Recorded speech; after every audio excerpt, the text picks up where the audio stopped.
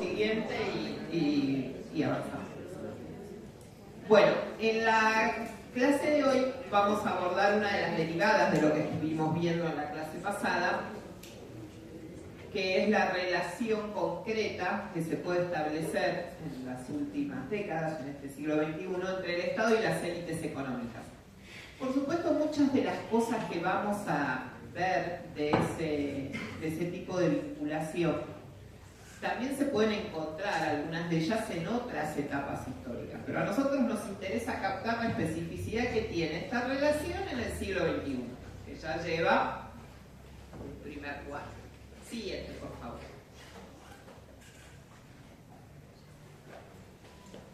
¿Puede pasar a la otra, por favor? Bien.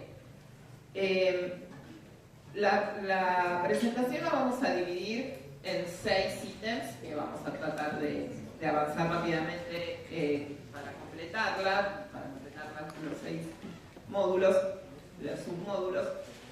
Primero, una especificación más descriptiva en base a un estudio que hemos realizado en una red internacional que se formó recientemente para el estudio de las élites, que nos permite describir mínimamente las características de esta fracción social, de aquellos que manejan los resortes del proceso de acumulación en los distintos países capitalistas, qué particularidades dentro de esa élite económica tienen las élites tecnológicas, que son más específicas de este siglo XXI, y que estuvimos hablando un poquito de ellas en la clase anterior, cómo se dan los distintos mecanismos de articulación entre estas élites y las élites políticas en estas últimas 2 décadas y media, con qué recursos cuentan las élites económicas para poder influir en el proceso de la decisión pública, y el corazón de la clase, que es el texto de Oxfam que yo les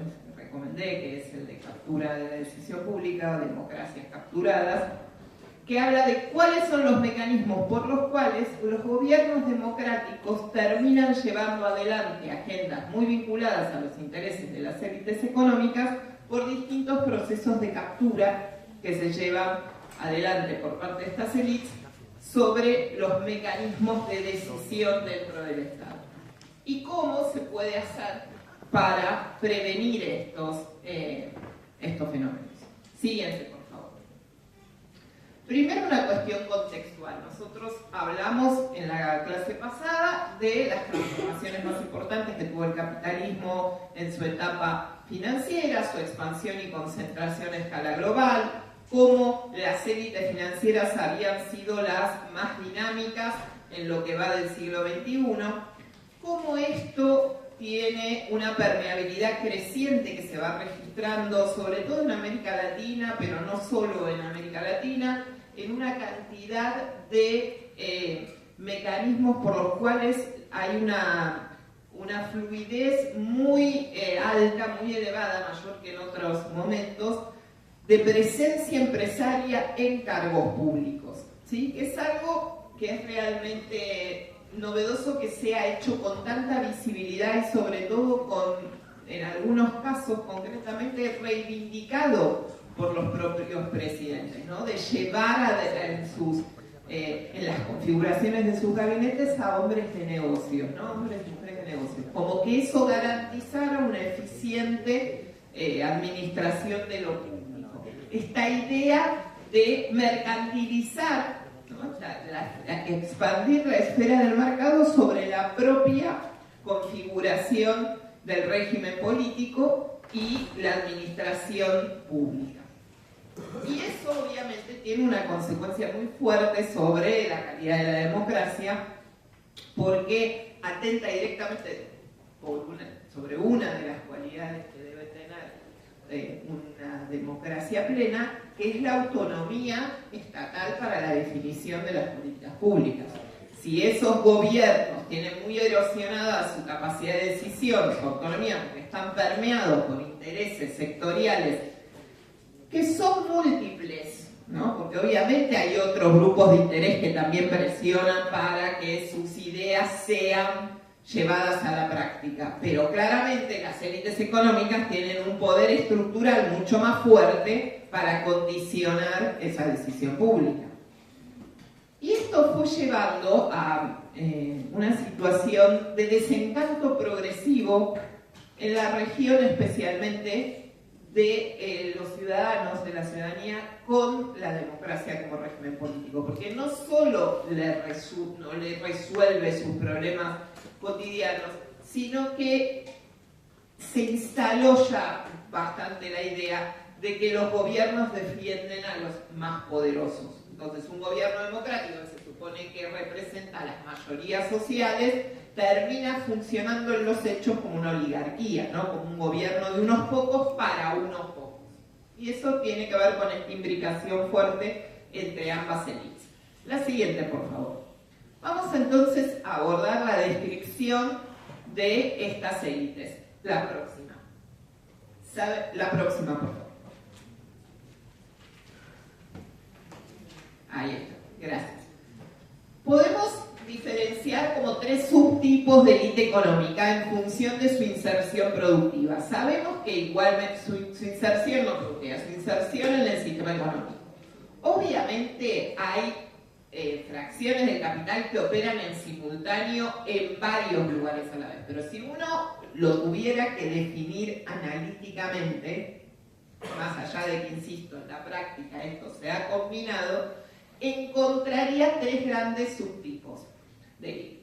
Una más tradicional, que es la élite productiva, la que tiene la obtención de ganancias que le permite ampliar la acumulación de capital a través de la producción de bienes y servicios, que están muy vinculados con la creación de valor, en los términos clásicos, que es la base de la histórica del capitalismo a nivel, especialmente a nivel industrial, ¿no?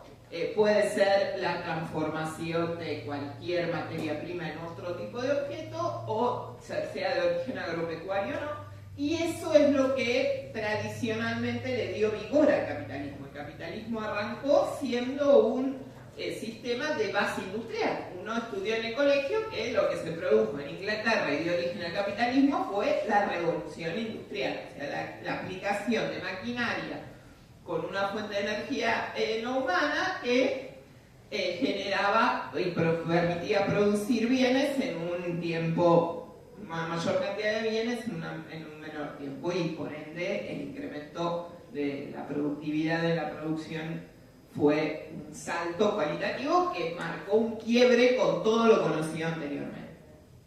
Ahora bien, también desde esa época y desde antes existían élites más rentísticas, que estaban vinculadas a la posesión de un factor de la producción, como por ejemplo la tierra, apropiado en algún momento histórico, con algún proceso que hace que algo que es un bien de la naturaleza quede como propiedad privada de algunos pocos, y sabemos que toda la historia de la humanidad está bastante signada por la lucha por el territorio y los recursos naturales que hay en él.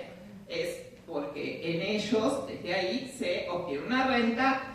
En la etapa más contemporánea del capitalismo, esa renta no es solo de la producción de origen agropecuario o extractivo de algún recurso natural, como pueden ser los minerales u otras fuentes de energía, sino que a eso se le suma la especulación vinculada o la renta vinculada al suelo urbano, que es la renta inmobiliaria, y derechos de propiedad intelectual que tienen aquellos que logran una innovación tecnológica que queda protegida por el sistema de patentes por un tiempo establecido entre los 10 o 20 años según el caso. Y después finalmente las estrellas de nuestro siglo XXI y en realidad en el último cuarto del siglo XX son las élites financieras, que obtienen ingresos de la intermediación financiera y de la especulación financiera.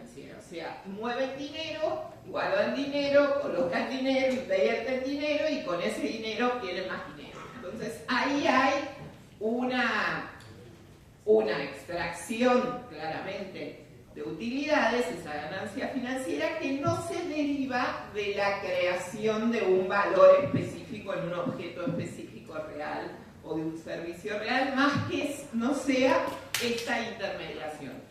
En algún caso el sistema bancario y financiero sí tiene el servicio de canalizar ahorros para otorgar créditos, esa era su versión original en el capitalismo, pero fue derivando en otros negocios que están más vinculados con esta cuestión de crear más dinero del dinero mismo en sistemas de especulación que están cada vez más desregulados, con nuevos instrumentos que nosotros mismos. Ahora, según los estudios estos que les contaba del informe de la Red Mundial de Estudio de las Élites, donde hicimos un estudio prosopográfico, que es una reconstrucción de variables biográficas de un conjunto de integrantes de lo que serían las élites económicas en más de 16 países, como para corroborar si había ciertas similitudes entre ellos. Siguiente, y nos dio el siguiente perfil sociodemográfico de las élites económicas. Por supuesto, el primer rasgo que sobresale en todos los casos en Argentina es exageradamente alto,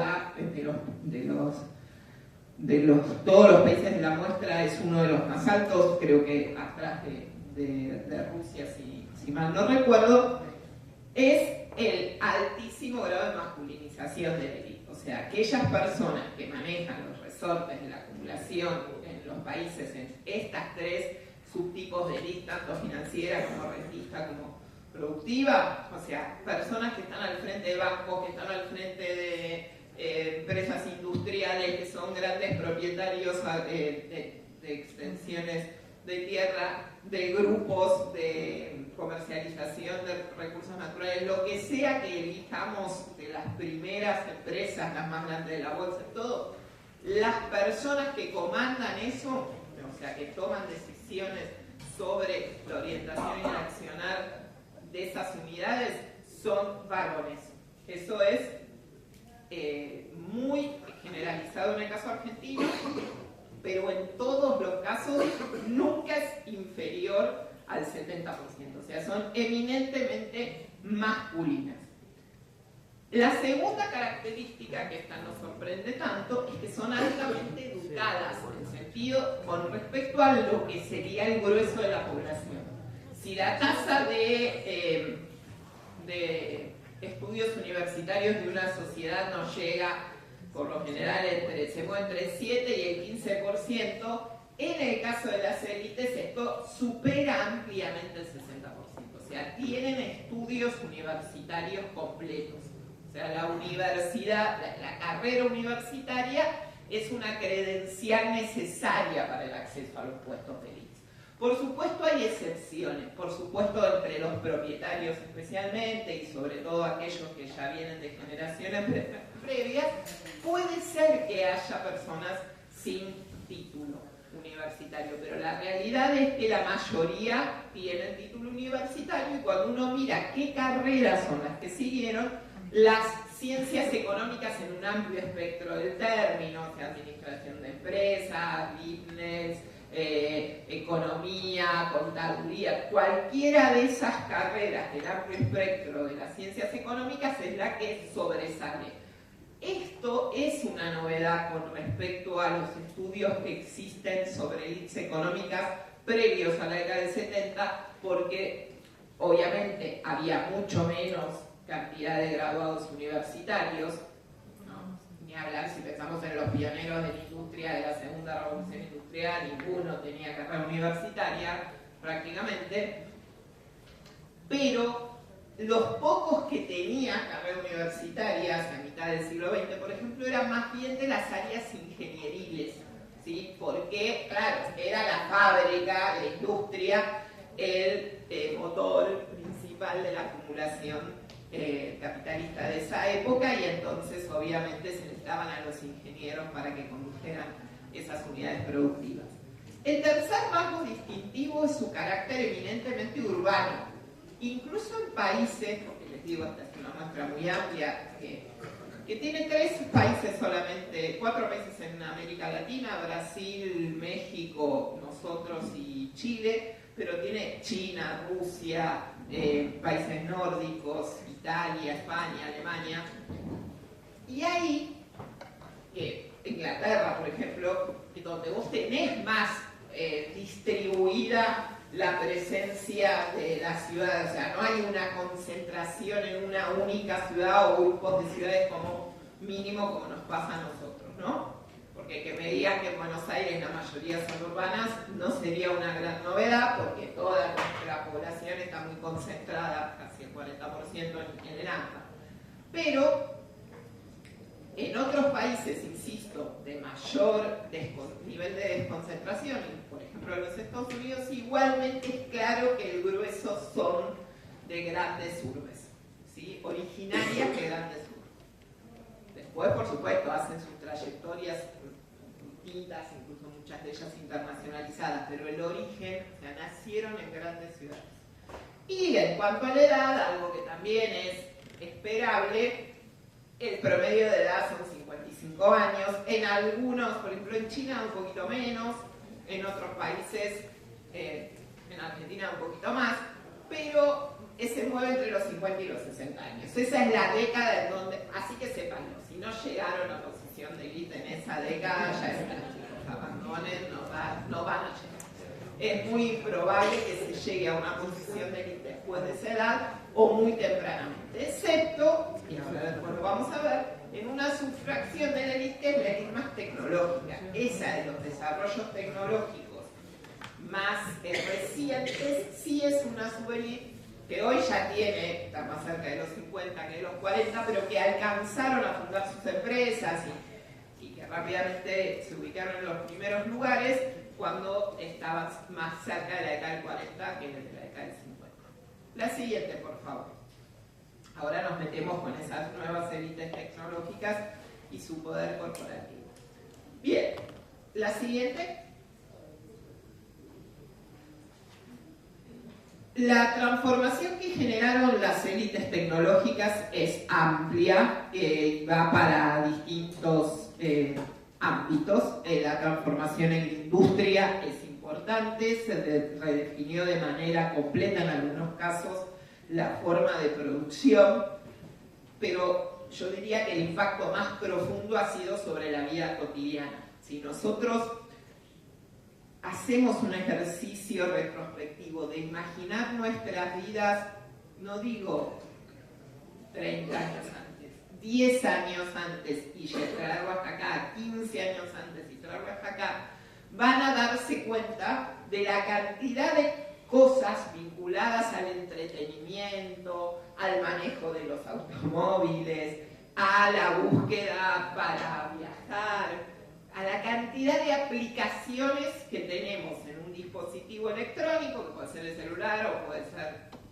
también la computadora, pero sobre todo la posibilidad de llevar la computadora prácticamente entera, todo lo que trae la computadora en el bolsillo, porque el celular cabe ahí, y hacerlo grabar, filmar, ver películas, a través de un conjunto de aplicaciones que permiten que las cosas de nuestra cotidianidad hayan cambiado y mucho, ¿sí?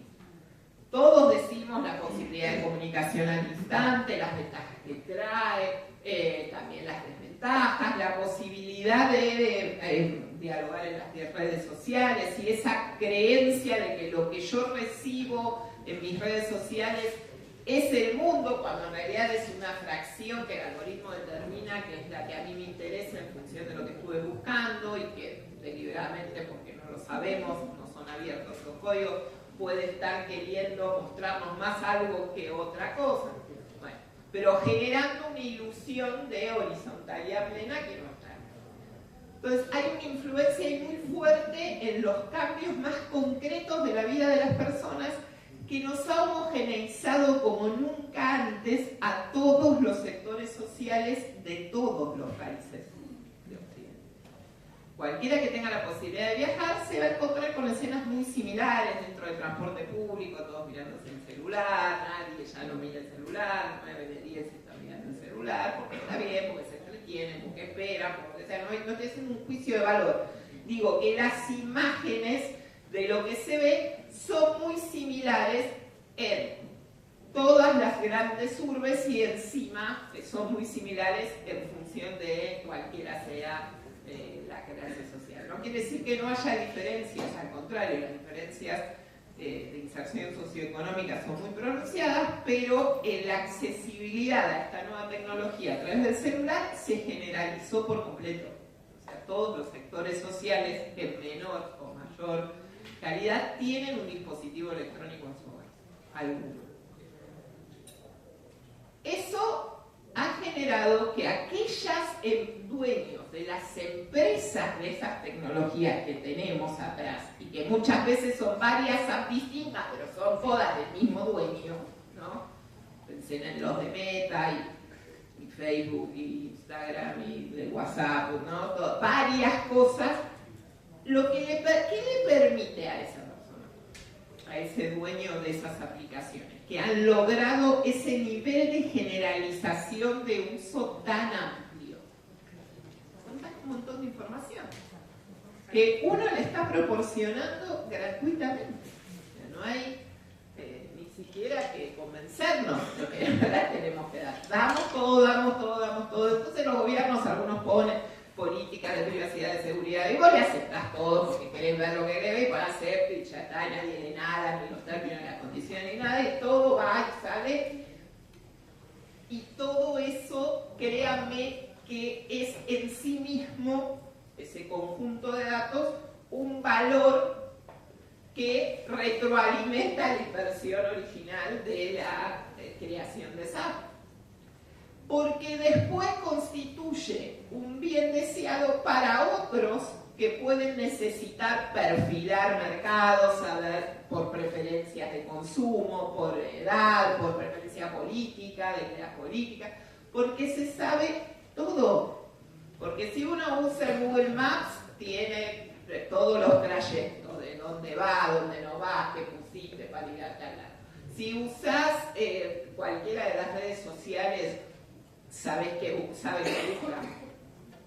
Y yo que tengo muy segmentadas mis redes, entonces yo política, todo en Twitter, y en Instagram solo recetas de cocina y remodelaciones de casa. O sea, como una cosa muy segmentada, el algoritmo funciona así, porque en Twitter solo me muestra política y en Instagram solo recetas de cocina y remodelaciones de casa.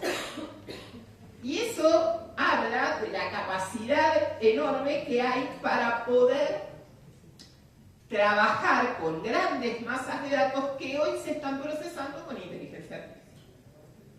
Eso es un enorme poder económico, insisto, porque ya de por sí constituye un capital, un acervo que puede hacerse valer, se puede vender, o se puede utilizar para estrategias de comercialización. Eso está claro que sucede, y hay contenidos patrocinados y se le paga a esa plataforma para que los distribuya. Pero, como las élites tecnológicas demostraron o están demostrando tener un proyecto civilizatorio en su cabeza, o sea, no son solamente grandes inversores tecnológicos que desarrollaron algo y la pegaron y enriquecieron un montón y pueden ir a casarse a Venecia y cierran Venecia para el casamiento, que eso no es novedad, digamos. Esos niveles de derroche lo hemos visto en otras élites económicas de antes. Aquí lo novedoso es que realmente tienen un proyecto de civilización nueva, que ellos deben liderar. O sea, hay una intencionalidad política de performatear a la sociedad, no con su producto solamente, sino con una idea de, como mínima, de optimismo tecnológico. Podemos lograr que toda esta nueva tecnología gobierne mejor, racionalmente, tome la mejor decisión en los distintos momentos y reemplace progresivamente el Estado. Yo acá he escuchado hace ya más de un año en este país al presidente de la Nación decir que no sé con quién se había reunido en una de sus 80 visitas a Estados Unidos, y él había vuelto convencido que iba a hacer la reforma del Estado con Google. O sea, se podía hacer la reforma del Estado con Google. que había hecho un acuerdo y que podía... Bueno, más allá de que fue tal vez un tanto exagerado, pero igual había que ver, hay algo de la pretensión de creer que realmente se puede hacer una sustitución del Estado por un algoritmo. Un algoritmo que no es neutral, para nada es neutral. Y que sobre los cuales los gobiernos tienen muy poca incidencia en este momento. Porque estas empresas, al contrario, todos los países se desviven por lograr que le llegue alguna inversión de ellas, que instalen aquí sus grandes data centers de acumulación de datos, etcétera, etcétera. Y sin embargo, salvo la Unión Europea, que ha tratado de hacer una regulación un poco más restrictiva del uso o del control sobre todo sobre la inteligencia artificial, los modelos, o sea, salvo un modelo como China, donde es el Estado el que lo controla, y el otro modelo como Estados Unidos, que de ninguna manera nadie puede controlar, Europa tiene una mirada más regulatoria y América Latina la nada. O sea, nosotros vivimos en una región en donde ningún país todavía ha logrado, yo ya ni hablo de que regionalmente tengamos una estrategia, ni siquiera se ve todavía un avance sólido en regulaciones sobre este tema. Y el tema es que esto va a una velocidad mucho más rápida que en procesos de cambio anteriores. Cualquier usuario de inteligencia artificial, no sé si acá hay alguno, yo la utilizo bastante,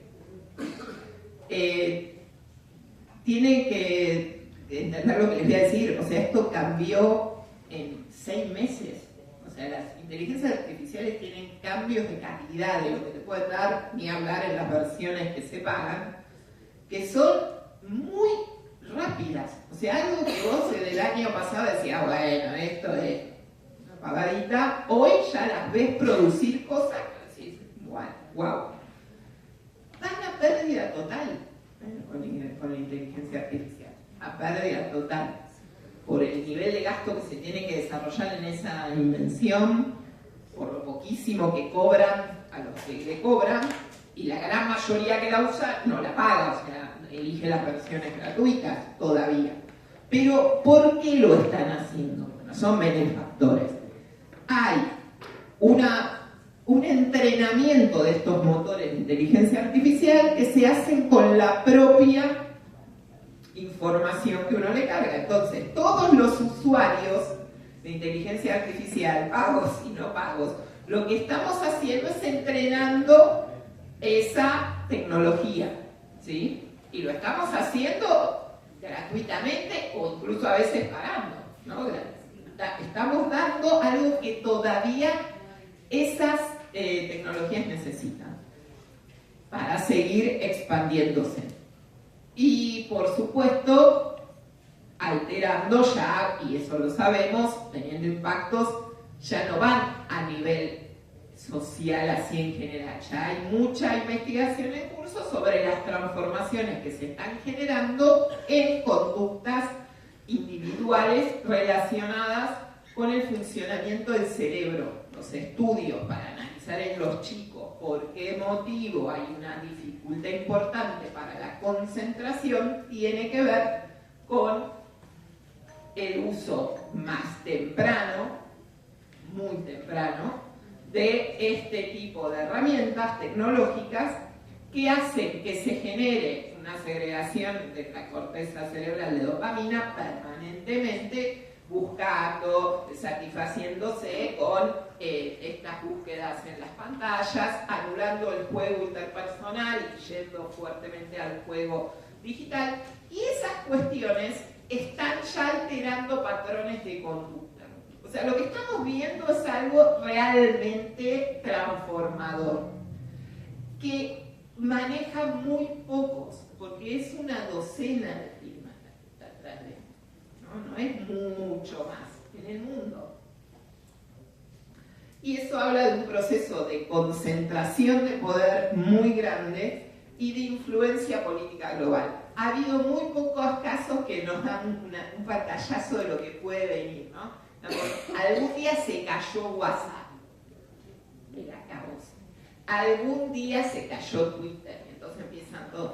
Y algún día se te puede caer internet y yo quiero ver qué hacemos, ¿no? Porque yo todavía la guía Flickr la sé usar o más o menos recuerdo las calles de la ciudad, pero yo sé que hay generaciones que se están formando pura y exclusivamente en el uso de una aplicación para la resolución de los problemas. Insisto, no es un juicio negativo sobre eso, porque no soy ludita, sé que cuando la innovación tecnológica llega y no hay manera de pelearse con eso y de romperla y pretender que no pase, porque eso no va a suceder. Pero sí advertir cuáles son los riesgos, qué es lo que está en juego y cómo moderar esa relación para que no nos lleve puestos o para que no creamos los mensajes que llegan de una manera más ingenua, ¿no? Digamos, porque esto permite una concentración de poder económico y de poder político en pocas manos enorme. El ejemplo de Elon Musk comprando Twitter para convertirlo en otra cosa, cualquier usuario de Twitter original sabe que esto se convirtió en otra cosa, la nueva red X, y él tampoco gana ahí, porque gana en otro lado, pero necesita esa red para que se difundan en esa red determinado tipo de ideas. Porque hay un proyecto civilizatorio y hay coordinación entre ellos sobre ese proyecto civilizatorio, que va hacia una eliminación progresiva de los controles sobre la acumulación de capital, incluso sosteniendo regímenes democráticos que terminan quedando vaciados de contenido.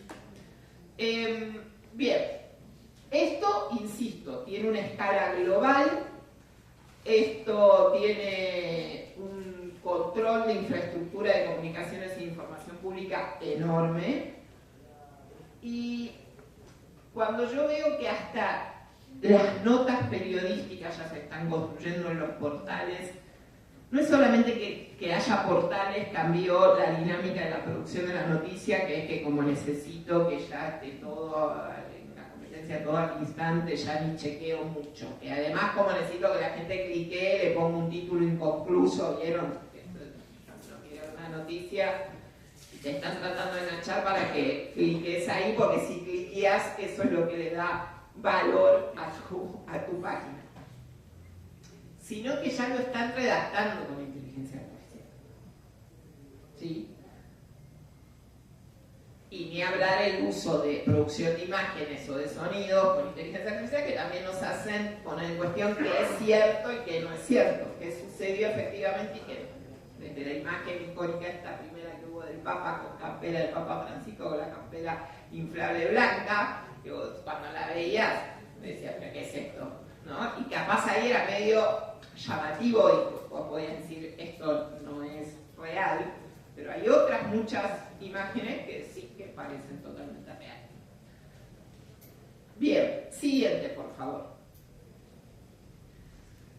Solo para recordarles cuáles son este puñado de empresas, acá tenemos las 8 más importantes que dominan el sector tecnológico en este momento, y cómo han logrado tener mayor influencia, porque insisto, cada una de estas grandes compañías, Amazon, Google, TikTok,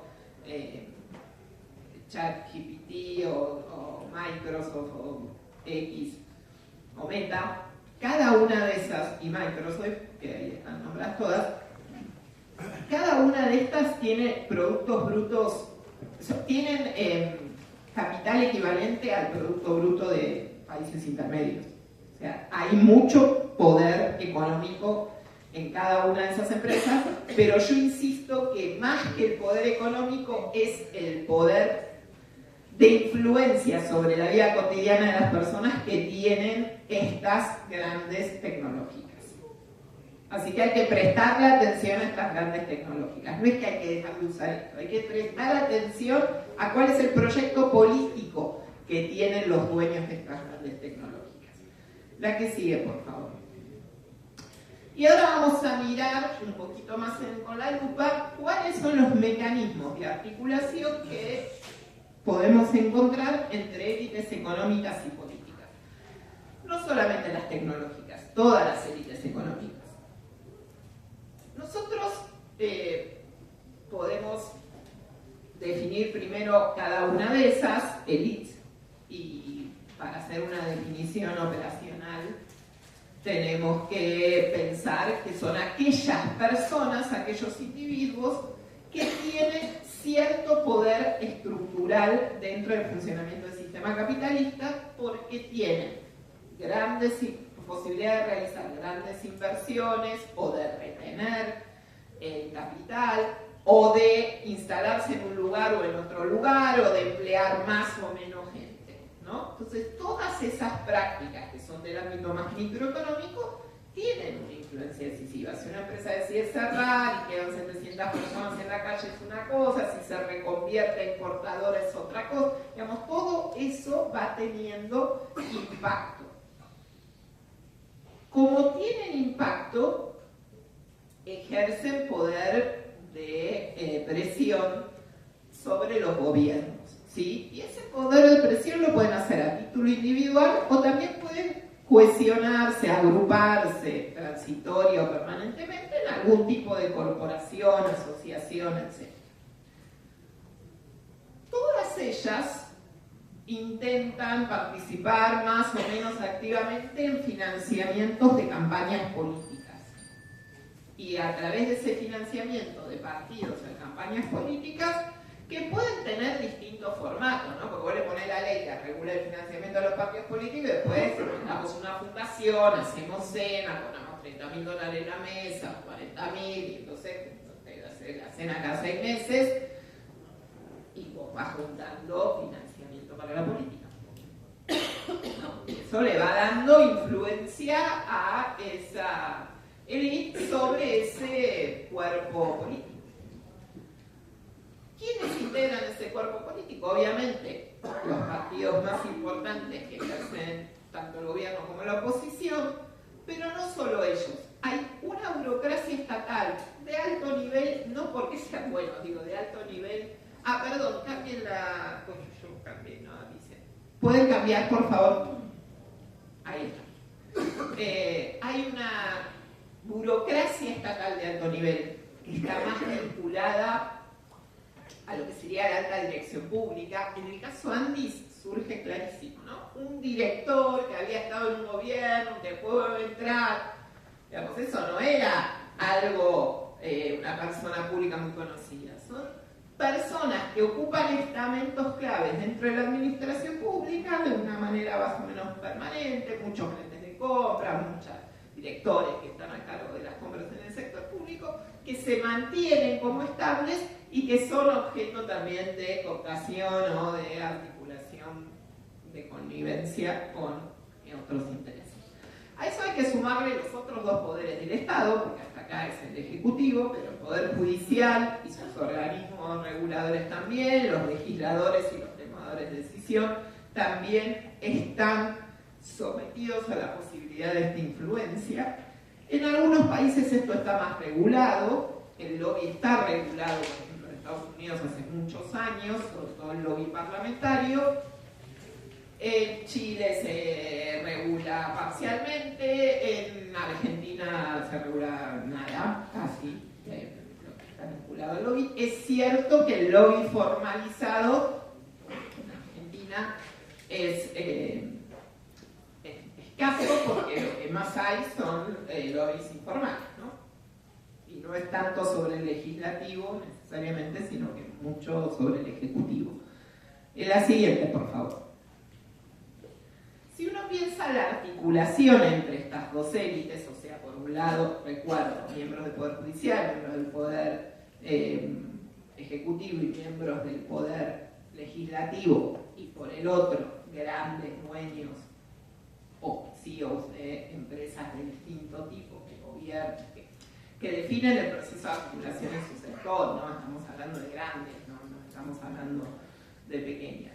Ese tipo de articulación en la historia del capitalismo ha sido objeto de estudio de distintas teorías, de los teóricos del desarrollo en América Latina, de toda la corriente de los neoliberales, de los neoutilitaristas, de los neoinstitucionalistas. O sea, no hay, no es un fenómeno que es solamente estudio para el espectro heterodoxo de la centroizquierda. Esto es un objeto de estudio en todas las disciplinas más sociológicas, ciencias políticas e incluso en algo de la economía también se analiza esta articulación. Ahora, esta articulación, como les decía, tiene dos vías. O una articulación más a nivel micro, a nivel estructural, por el peso que tienen estos actores económicos en el proceso de acumulación, entonces deciden sobre cosas que le dan mucho poder, ¿no? Porque decís si liquidás o no liquidás las exportaciones, decís si echás o no echás gente, o tomás gente, si localizás acá o allá, si abrís una nueva planta o no, si producís o importás, o sea, y eso no es que lo deciden porque sí, está claro que lo deciden, es una retroalimentación, esto que está acá esquematizado en la realidad parece en un ida y vuelta permanente, porque todos ellos te podrían decir, nosotros tomamos esas decisiones en función de las medidas que se van tomando desde la élite política. Pero ahí en ese discurso aparece la élite política como si estuviera aislada de ellos. O sea, nosotros víctimas de la élite política que toma decisiones, entonces nosotros tenemos que ir tomando otras decisiones acordes a ese cambio. Y eso puede pasar en los estamentos más bajos del capital, en los capitales más chicos, pero nunca en los capitales más grandes, que se ocupan de tener lobistas muy entrenados en cada uno de los grandes grupos para tratar de incidir. Si quieren que salga una ley, si no quiere que salga la ley, si quiere que salga una regulación, si no quiere, o sea, lo que necesite, la protección que se necesite, se va a ir a buscar. Entonces, también lo que define la élite política es el resultado de la interacción con la élite económica. Ese es el salto distintivo que hay que tener en la cabeza con respecto al sentido común, ¿no? Y al propio discurso de la élite económica, que siempre es nosotros nos adecuamos a lo que hace la élite política. Y uno le puede contestar, pero lo que hace la élite política en gran medida también surge de la interacción con ustedes, o con algunos de ustedes. Surge más de esa interacción que de la interacción con otros grupos de interés. Y esas prácticas de interacción, que serían las prácticas políticas, algunas están institucionalizadas y otras no. Entonces sí, existen la Asociación de Bancos Argentinos, existe la Sociedad Rural desde hace más de 120 años, existe la Cámara de Comercio, la de la Construcción, o sea, todas esas que son las formales, que tienen una sede, que eligen autoridades con más o menos periodicidad, que tienen estatutos, que definen y tratan de coordinar los intereses del sector. Generalmente son corporaciones que se arman por sector de actividad. Después existen otras que se superponen a esas, que también pueden ser formales o no, que son las que reúnen directamente a los dueños de las empresas. Por ejemplo, hoy la Asociación Empresaria Argentina, en algún momento el Foro para la Convergencia Empresaria, digamos, ¿no? En los 80 los capitanes de la industria, y no existía la sede de los capitanes de la industria, era una construcción mediática ese nombre, pero sí existían diálogos y reuniones periódicas entre los dueños de las grandes empresas, que Bonelli lo llamó los capitanes de la industria en una columna de viernes, pero nada, o sea, pasaron a la historia como los capitanes de la industria. Esas asociaciones informales, que se superponen también a las que son más formales y reconocidas, existen por algo, ¿eh? O sea, no es que se arman porque sí. Y yo, que me ocupo de estudiarlas, les puedo asegurar que tienen posicionamientos muy diversos, incluso sobre mismos temas, según quien gobierne, ¿no? Entonces, las preocupaciones por la institucionalidad, la división de poderes, la libertad de prensa, la independencia de la justicia, la calidad de las instituciones, solo aparece en los discursos de estas organizaciones cuando gobierna el peronismo. yo tengo contado cuántos son los comunicados, sobre qué tema tratan, y es muy, muy elocuente el cambio que existe, porque en realidad todo ese discurso republicano institucionalista lo que en realidad hace es ser la punta de lanza para cuestionar otra cuestión que son las medidas económicas que toman los gobiernos peronistas y con las que ellos no están de acuerdo. Digo los gobiernos peronistas porque es completamente contra ellos, digo, si gobernara o algún otro gobierno de otro partido político y lo actuaran así, lo diría, pero es muy claro que, y hoy creo que es muy evidente, si hay algo que nos permite mi ley, es ver de cómo desenmascaramos este accionar típico de las corporaciones del empresariado, porque ha habido flagrantes enunciados desde el Poder Ejecutivo que ponen en tela de juicio la libertad de expresión, del ataque a los medios, la cuestión de la división de poderes, y no han dicho ni mu. Se redujeron los comunicados a un tercio. ¿Sí? Bien, siguiente. ¿Qué recursos de poder manejan las élites? Dijimos que hay un poder estructural que manejan las élites económicas que deriva de la posición que tienen. La que viene, por favor. La siguiente. Hay ese poder estructural que deviene de la sola posibilidad de decir me voy acá y chao, levanto campamento y me radico en otro lado, y pueden invertir o no, pueden movilizar o retener capital, afectar empleo, condicionar la recaudación del Estado, porque claramente en algunos momentos pueden decidir retener saldos exportables o no liquidarlos en el país, etc. Ese es el poder estructural. Y después, como vimos, existe un poder instrumental, un poder más político que viene de distintos mecanismos. Ahí hay listados unos cuantos que aparecen en detalle en el documento de Oxfam, que son el lobby individual y corporativo, o sea, tanto a título personal como a través de las corporaciones sabemos que la élite económica busca periódicamente articular con legisladores y con el Poder Ejecutivo y también con el Poder Judicial, sobre todo el Fuero Federal, el financiamiento de las campañas, el uso a través de sus propios medios de comunicación, porque obviamente los medios de comunicación son grandes empresas, están muy concentrados en el país y en el mundo en general, y son unos pocos capitales los que manejan la agenda informativa y también pueden hacer campañas mediáticas.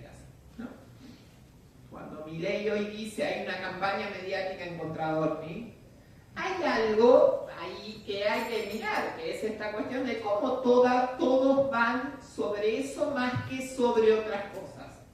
¿Sí? Porque está lo de la NISA, está lo de financiamiento universitario, están 80.000 cosas, están las licitaciones de las empresas públicas que se están licitando últimamente con irregularidades importantes o con personas muy allegadas al gobierno que están ganando esa, o sea, que tu compañero de la infancia esté ganando todas las empresas, de transportadoras eléctricas. Bueno, algo habría que, podría hacerse una campaña mediática sobre eso. Entonces, ¿qué elegís para poner todo el día sobre el tapete? Es una decisión que también es una herramienta de la decisión de las élites económicas, que después se retroalimenta de lo que le resulta más efectivo en cuanto a captación de audiencia. Obvio que hablar de cualquiera de las cuestiones vinculadas al enriquecimiento exponencial de jefe de gabinete en corto tiempo, bueno, sí tiene unos ribetes que son, primero, más fáciles de entender, segundo, más evidentes de que ahí hay algo que no está funcionando, y más divertido hablar de las reformas en una casa que de las licitaciones de las empresas públicas. Además, quien entiende qué. Bien, pero existe esa capacidad de acción, ¿no? De tener una voz como única en donde todos están hablando de eso. Después lo vas replicando. Después hay algo que es genial, que esto viene ya de la década del 70, que es financiar fundaciones de distinto tipo, educativas, de investigación económica, que están integradas obviamente por académicos, personas que propician y avalan con argumentos más o menos sólidos determinado conjunto de ideas que son los que quiere defender esa élite económica. Entonces, la financiar, en Argentina las tres económicas más importantes fueron Fiel, SEMA y Fundación Mediterránea, tenían ideas que iban desde la ortodoxia más pura hasta alguna ortodoxia más leve, pero todas dentro del campo de la ortodoxia económica, ¿no? El ajuste fiscal como, o el equilibrio fiscal fundamental como un lema a defender. López Murphy escribió para Fiel en el 81 todo un análisis del gasto público y todo lo que había que recortar en Argentina para que la cosa funcionara. O sea, existe desde hace mucho tiempo una inversión de la élite económica que para sus ingresos es marginal, pero que le permite tener aval técnico de su ideología. ¿Cuál es la gran capacidad de la clase dominante? Hacerle creer al resto que su ideología es la ideología. O sea, es el sentido, no es ideología, es la verdad, es lo que corresponde, es lo que tiene que ser. O sea, imagínense que llegamos a la situación de que mucha gente cree y vota a gente que le dice que para que ella salga de la pobreza, lo que hay que hacer es que los ricos sean más ricos, ¿no? Le tenemos que sacar impuestos a los ricos para que entonces así sean más ricos y de esa manera vos, que sos pobre, bien pobre, vas a estar mejor. La teoría del derrame que decía, ¿no? Esa fue otra. Para mí esta es genial. O sea, la del derrame, yo sabía que no funcionaba, había evidencia de que eso no pasaba, pero ponele que vos podés creer ahí que... Trataban de explicártela. Ahora en eso. Pero esto es... No, bajemos los impuestos a los ricos, que si le bajamos impuestos a los ricos va a haber trabajo. No, flexibilicemos la ley laboral, que si flexibilizamos la ley laboral va a haber más trabajo registrado.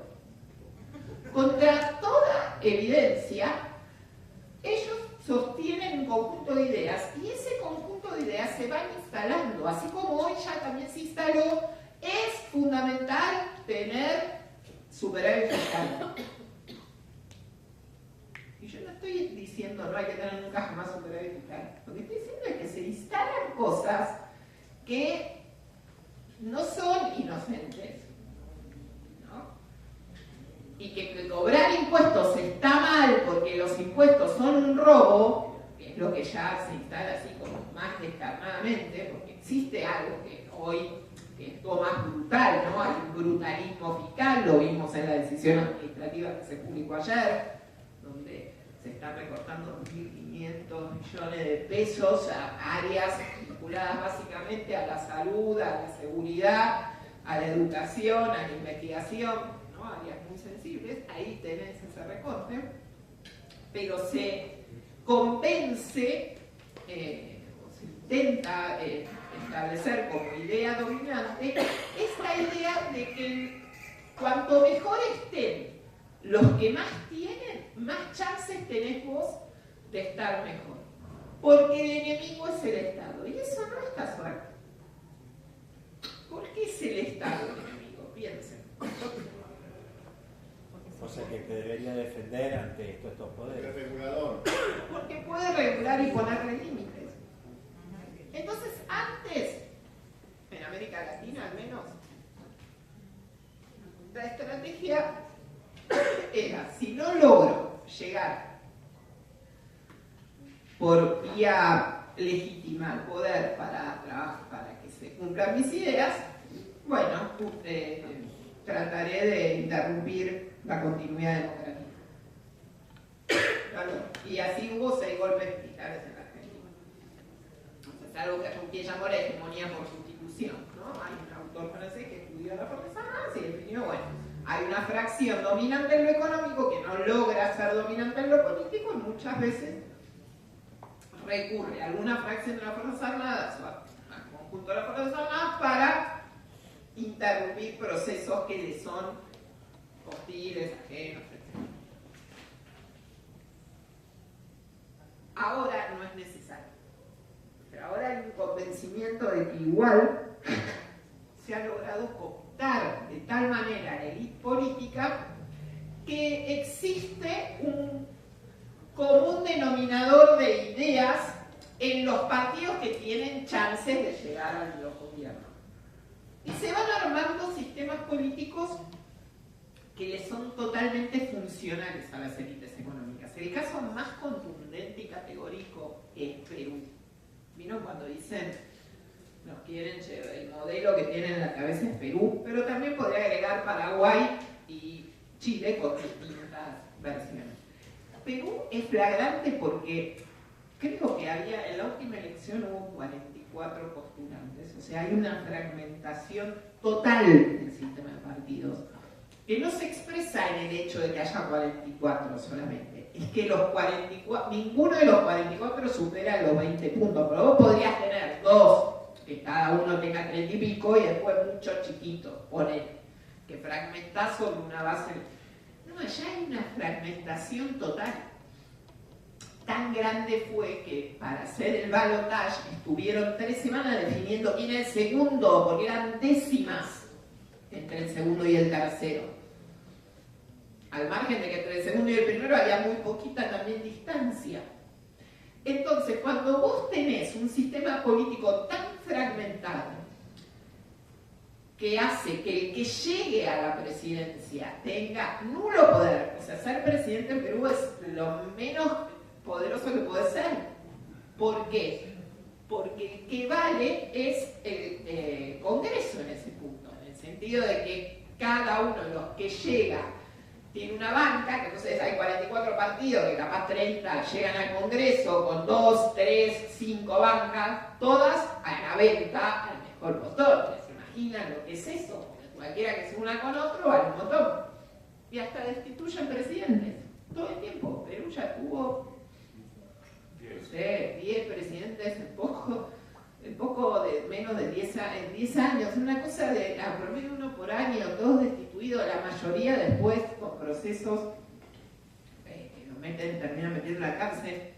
Más allá de que estén bien o no metidos en la cárcel, lo que quiero decir es cómo es la pérdida completa de poder de esa investidura. Y todo lo termina manejando ese Congreso que está hiperfragmentado y totalmente a la venta. O casi totalmente. ¿Y qué crisis económica escucharon de Perú? ¿Qué devaluación? ¿Qué proceso inflacionario presente? Ninguno. El mismo presidente del Banco Central desde 2002. Entonces, modelo en donde la élite económica logra anular cualquier capacidad de la élite política o de alguna fracción de la élite política para transformar la realidad en un sentido diferente.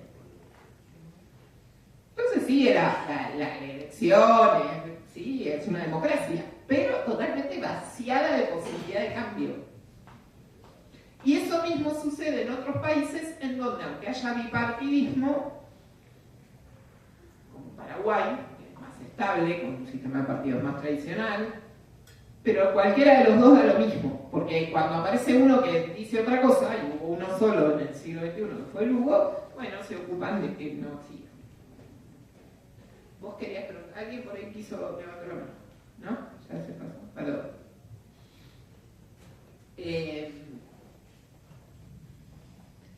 Y lo mismo también podés ver en Chile. Si bien hubo un proceso que te permite oscilar entre coaliciones, todavía en Chile hay preeminencias de coaliciones, hay que ver eso también en la transformación, hay algo que ya es sentido común. En Chile el sentido común es la mercantilización completa de la vida. Todo se paga en Chile, todo se paga. No hay ni siquiera se puede concebir que algo no se pague. Nadie no concibe que, aunque tengas un seguro, no es solamente mercantilización por el instrumento. O sea, ellos trabajan, ustedes lo saben, tienen seguros de retiro, tienen seguros de salud, es un esquema bien siempre individual, ¿no? De cada cual construye para sí lo que quiera en el futuro. Sino que cualquier servicio que tengas de seguro, igual cuando lo llegues, por ejemplo, al hospital para hacer una intervención, tendrás que decidir si querés una medicación u otra o en función de los costos. O sea, se habla de eso. Antes de operarte se te dice esto cuesta tanto, te vas a querer, porque esto no te lo cubre, nunca te cubre el 100%. Y con la universidad sucede lo mismo, más allá de que después siempre puedas tener una mínima fracción de becados, pero existen créditos blandos. O sea, la gran conquista fue que me dieron créditos blandos para poder pagar la universidad. Entonces hay ahí una cantidad de años de trabajo ideológico fuerte por parte de las élites económicas de Chile, que son bien cerraditas, cohesionadas, mucho más nítidas que tal vez las de acá, en donde estos valores de salvación individual a través de los mecanismos de mercado están muy internalizados. En Chile, todos hablan de que ellos llegan por concurso a los cargos de dirección pública y siempre se pone el modelo de Chile, bla, bla. Y cuando yo me interioricé sobre ese modelo, vi cómo con total naturalidad ellos decían, sí, todas las primeras instancias se hacen con reclutadores de talento, o sea, los postulantes, las postulaciones son analizadas por una empresa, o sea, el Estado contrata una empresa para que le haga, no quiero nombrar ninguna, pero por acá hay una grande cerca, de esas que te seleccionan personal. Entonces todo el proceso de selección del personal que ve al Estado lo realizan los privados, hasta una instancia.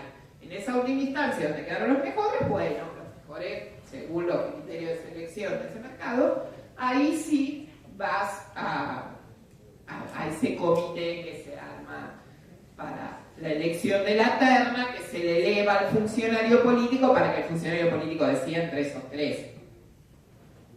O sea que el sistema de concursos elogiado tiene sus bemoles. Muy bien. Otra estrategia es la judicialización, ¿no? La anterior era la de las fundaciones y ese velo técnico que le disimulaba la cientificidad a la ideología, ¿no? Era como que esto no es ideología, esto es un saber propio de la disciplina. La segunda es esta judicialización, es usar el sistema judicial para ir armando o no armando determinadas estrategias para bloquear o atemorizar o proscribir a líderes políticos. Eso se va construyendo. Y las vinculaciones entre élite económica y política quedaron muy claras, y judicial, perdón, quedaron muy claras en la foto de Lado Escondido. ¿Sí? Te invitaron un montón de miembros del Poder Judicial, con una gran empresa, lo de un gran empresario, a reunirse para pasar un fin de semana. Y después hay decisiones muy concretas de colocar funcionarios claves que provengan, o sea, ubicar en áreas claves del Estado a funcionarios que en realidad provengan del mundo empresario. No hay ninguna razón por la que alguien que viene del mundo de la empresa tenga una idea de... Puede tener un compromiso político enorme, yo no niego que haya alguno pero la mayoría de los casos, a la luz de lo que después dan los resultados, muestra que ese ingreso a ese lugar tiene una función concreta que tiene que ver con o bloquear o propiciar algún tipo de medida para el sector en el que está. Seguimos con la que viene, ya falta poco. Vemos los mecanismos entonces de captura de la decisión pública, ¿no? La que sigue. Esta pérdida de autonomía del Estado para formular e implementar políticas que estén orientadas al interés general deriva, como les decía antes, de esta influencia desproporcionada que van teniendo los actores económicos. O sea, la élite económica tiene cada vez más poder, más mecanismos para incidir en la decisión pública. Por supuesto, es un proceso de captura que es ilegítima en el sentido de que violenta los principios elementales de la democracia, pero todavía es legal, porque no está violando, salvo que exista cohecho, no está violando, o sea, salvo que haya un soborno a un funcionario para implementar o no implementar determinada medida, pero eso créanme que son los casos más reducidos para la captura, no se necesita eso necesariamente, pero, insisto, la mayoría de las veces son legales. Era legal que Aranguren llegara al Ministerio de Energía, no había ninguna ley que le prohibiera salir derechito de la silla de Shell a la silla del Ministerio de Energía, ni volver después del Ministerio a crearse su propia consultora, porque la ley de ética pública, que era la que en algún momento había regulado ese paso, había sido modificada en el 2001. Cavallo justificó esa modificación diciendo, Cavallo era el ministro en ese momento, en su segunda versión, cuando estuvo con De la Rúa, que dijo, si yo no levanto esta prohibición, no puedo traer a nadie del mundo empresarial a la función pública, no puedo traer a los mejores, porque los mejores siempre están ahí, nunca están adentro del Estado, ¿no? Están afuera. Entonces, para traerlos, tengo que poder levantar esta prohibición. Sí. Cavallo, que también fue parte en la legislatura del proceso que significó la estatización de la sociedad. Claro, ese es un paso por el Banco Central. Ahí armó los procesos para ir canjeando deuda privada y con seguros y convirtiendo en deuda pública. Es un proceso más complejo, pero esto fue, claro, modificó la ley de ética pública que te ponía ciertos periodos de enfriamiento para el ejercicio del cargo privado y del cargo público en función del área de intervención. ¿Qué es esto de que vos manejabas las compras en una repartición del área de salud y termina el gobierno y te emplea un laboratorio en la gerencia y después te vuelve otro gobierno y vos volvés al cargo de la dirección? ¿Cómo eso no es? ¿Cómo eso no amerita cierta regulación? ¿O usted que se cree que alguien que deja de ser el director de compras de un área del Estado pasa a los 2 minutos, 11 de diciembre está contratado, ponele que le dieron vacaciones, el 2 de enero está en el laboratorio y no tiene contacto todavía, no hay poder residual de contacto, de conocimiento, con todo lo que quedó ahí? Y puede ahora convertirse él en proveedor del Estado cuando hace 2 minutos era el que dirigía el proceso de compras y adquisiciones. Créanme que está lleno de esos casos. Lleno. Bien.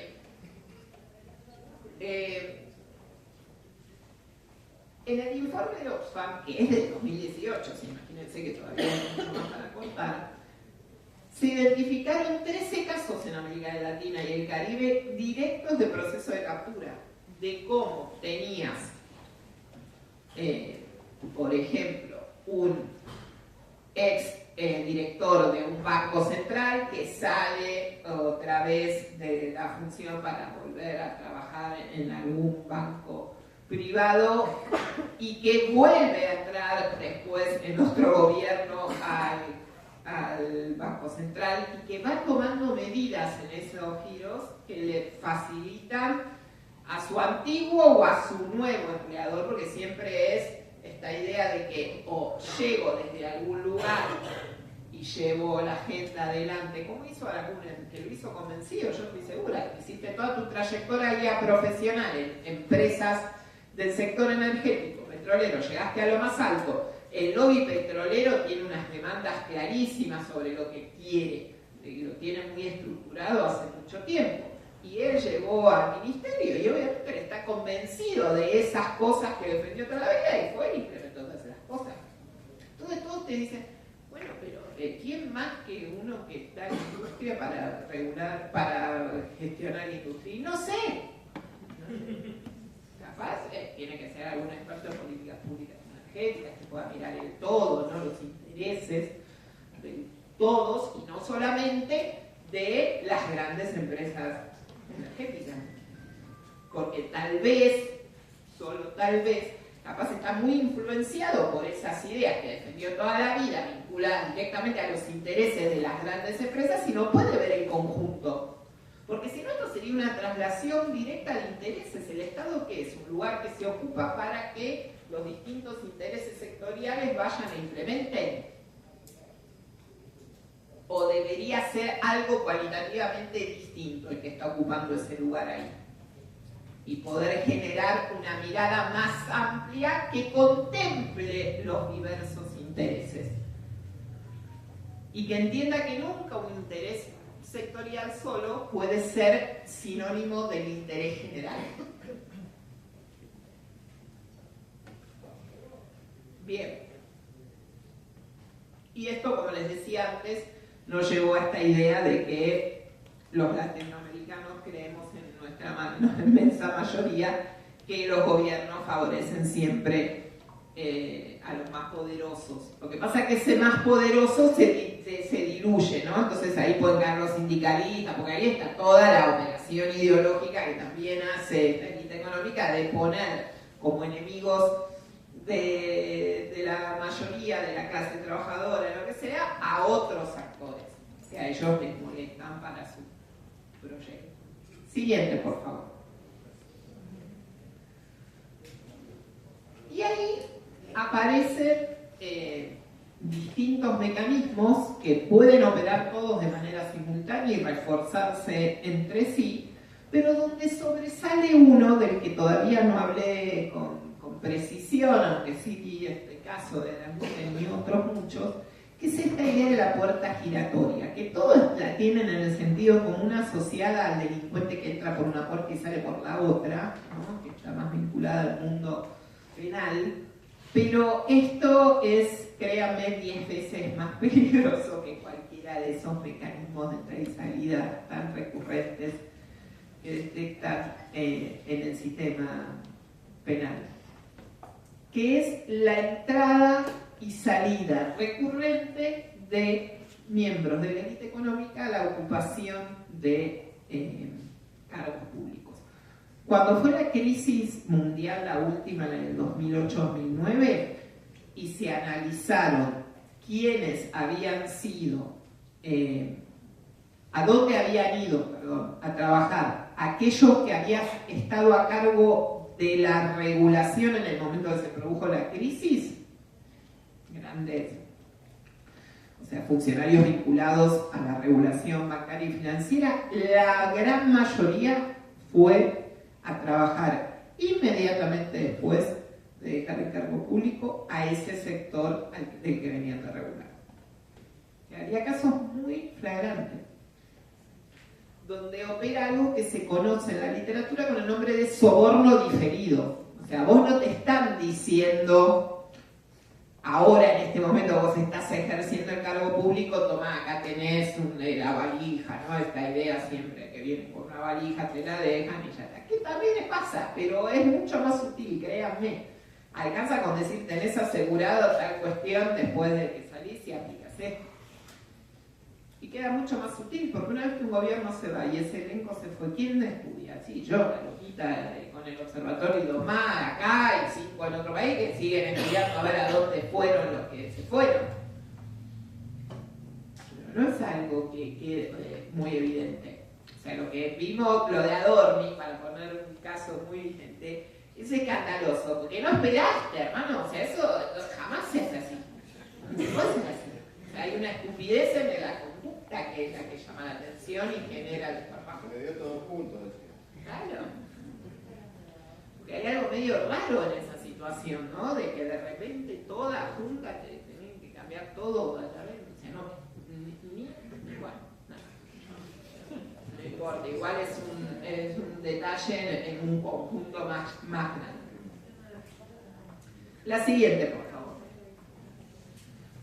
Entonces, ¿cómo opera esa puerta giratoria? Bueno, opera en los dos sentidos y en muchas personas opera de manera recurrente. Sturzenegger es un caso de recurrencia, en su momento Frascati era otro caso de recurrencia, ¿no? Son tipos que están un montón de tiempo en el Estado, después están en el privado, después siempre están en disponibilidad para algún gobierno que siempre obedece a una misma orientación política, que los reclute y los convoque para ocupar un cargo. Esto sucedió en todas las dictaduras militares. Las áreas económicas estuvieron a cargo siempre de civiles vinculados a la élite económica.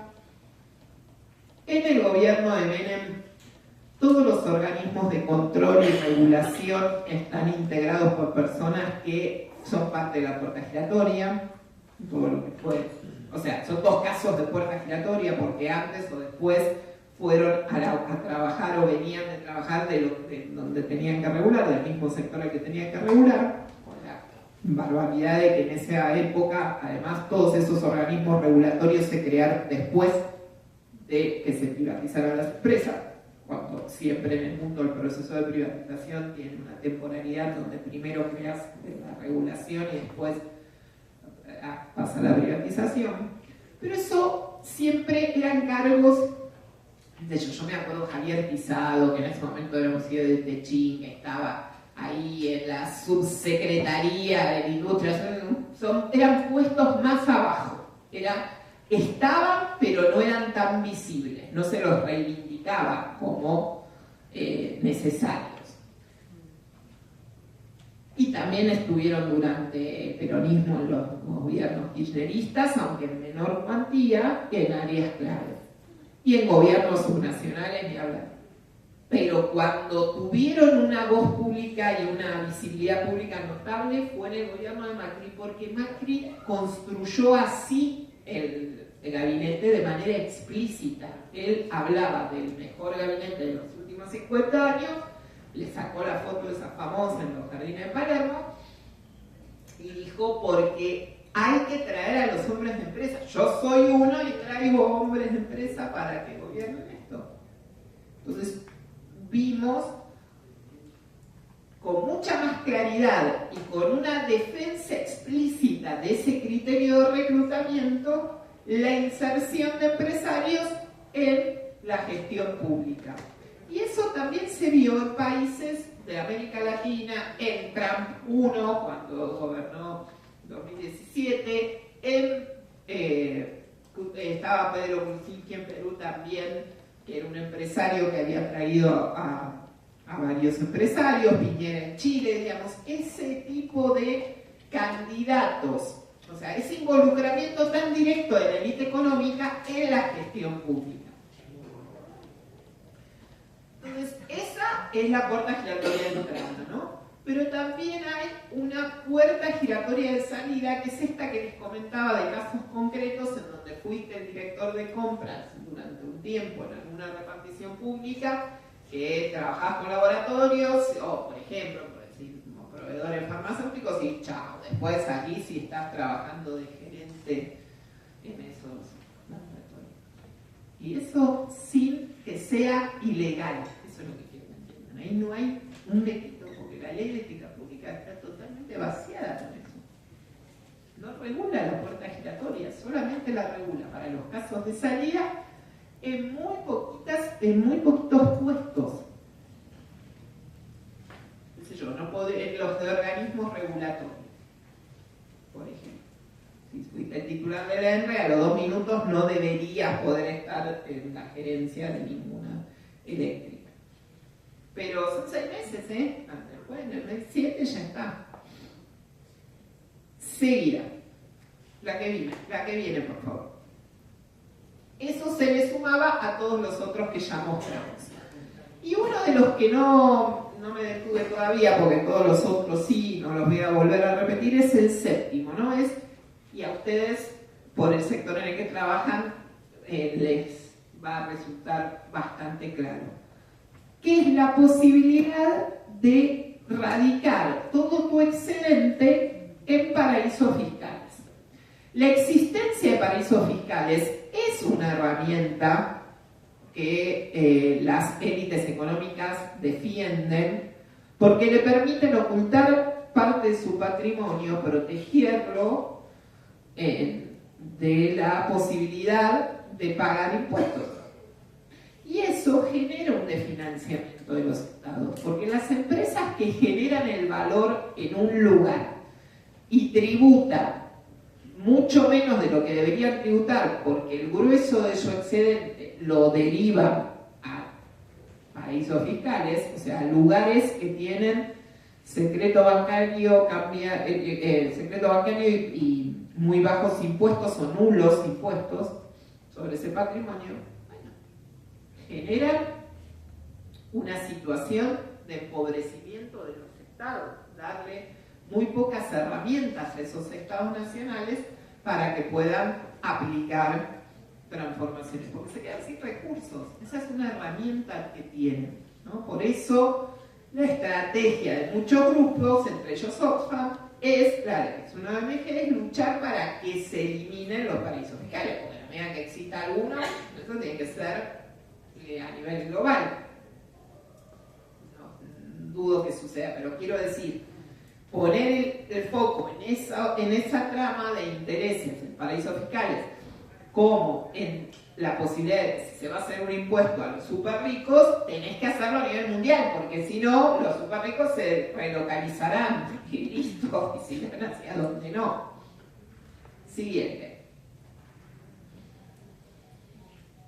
Cuando hablamos de la captura, hablamos de capturas muy directas, como las que les conté, las regulatorias concretas. Bueno, yo llego al cargo y hago la regulación que conviene al sector del que vengo, o todos los de las cámaras, como vengo de ese sector, me pueden llamar porque tienen mi teléfono. Yo recuerdo, creo que les conté que uno de los grandes empresarios que había entrevistado en 2014 está desesperado porque no tenían el teléfono de nadie en el Ministerio de Economía. O sea, le había llegado un montón de gente que no tenían el teléfono, ¿no? Ese era el tema. Entonces no sabían cómo entrarle, no le tenían el teléfono, no habían estudiado con ellos en ningún lado, no habían compartido los mismos restaurantes, los mismos ámbitos de socialización, el club de fin de semana, como Santiago Caputo y sus amigos Neus, que se ganaron las licitaciones de las eléctricas, que iban todos los fines de semana al Martin Day. Pero además de eso existe otra captura mucho más sutil, que es esta captura cultural, que es cuando ya los funcionarios públicos, aunque no provengan del sector, han internalizado de tal manera la ideología de la élite económica como si fuera la verdad revelada, y tienen esa débil formación en lo que es la defensa del interés público.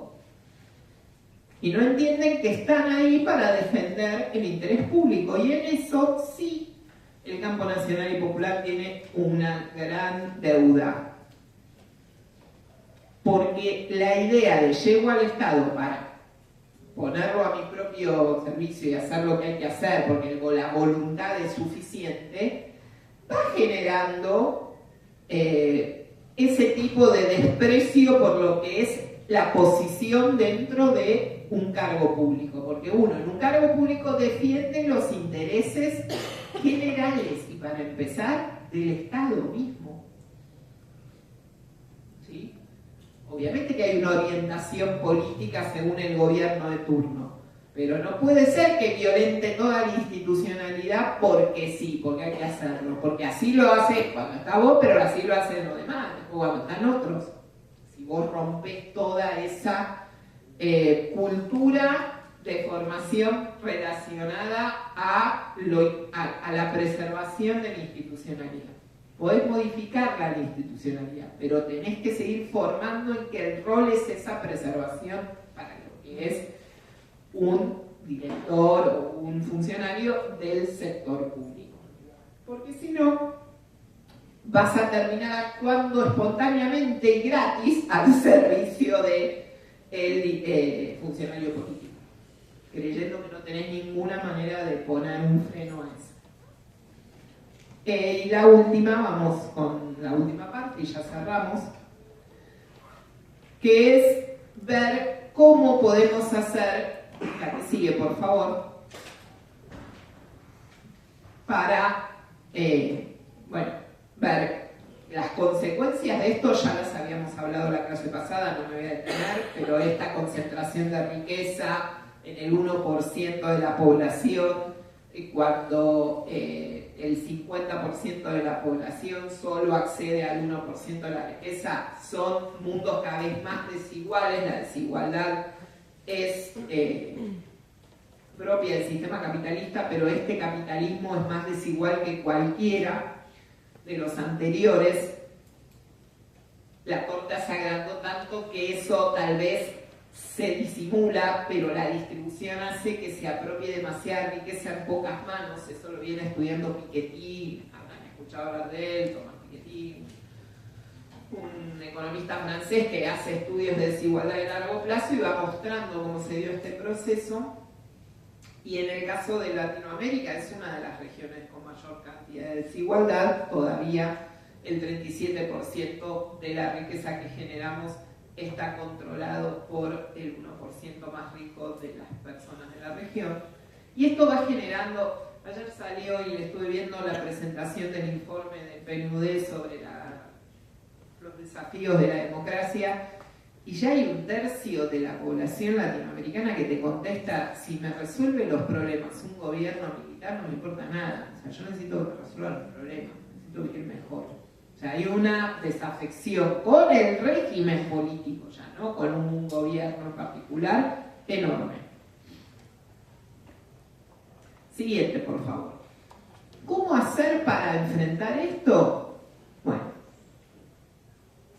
obviamente algo veníamos diciendo: el fortalecimiento de las instituciones, especialmente las instituciones públicas, y que la defensa de las instituciones públicas y de la institucionalidad sea bandera del movimiento nacional y popular. No es un tema menor. Que la herramienta de transformación, que la política funcione bien. Para eso hay que garantizar transparencia e integridad pública con códigos de ética muy estrictos que tengan sanciones efectivas por el incumplimiento, que exista una regulación clara del lobby de la puerta giratoria, que ya sabemos que son mecanismos que tienen que funcionar, pero que actores clave, que pueden ser los partidos políticos de una ideología distinta, pero también los sindicatos o los movimientos sociales, tengan estos temas en agenda, porque siempre es la cenicienta este tema. Todo el tema de la institucionalidad, bueno, esto es de la derecha, esto es del republicano. Y no, nosotros tenemos que tener otra estatalidad, otra institucionalidad, otra mirada, pero no es un tema menor. No es un tema para dejarlo ahí al costado. Analizar esto, prevenir esto, es fundamental. Y para eso la participación es clave. Uno diría, y con esto cierro, la que sigue por favor, que si sabemos que las élites tienen cada vez más poder, si sabemos que el proceso de captura es un proceso sistémico que nos trasciende a cada caso en particular, a cada país en particular, tenemos que poner este tema en la mesa en el sentido de recuperar la democracia como régimen político que pueda transformar efectivamente la vida de las personas, teniendo un despegue de los intereses directos de la élite económica, sin necesidad de hacer la revolución socialista. No estoy diciendo eso, tal vez sí, pero digo, sin ir hacia ese extremo, se puede seguir planteando que la democracia como régimen político es la herramienta, y que para poder transformar esas vidas, lo que se requiere es un salto cualitativo en la forma del ejercicio de la democracia. Dejar de tener una democracia capturada para tener una democracia en donde realmente los actores de la sociedad civil y del campo nacional y popular se organicen, participen, sean conscientes de estos temas y vayan hacia la defensa de un interés común. Dejo acá para cerrar la clase.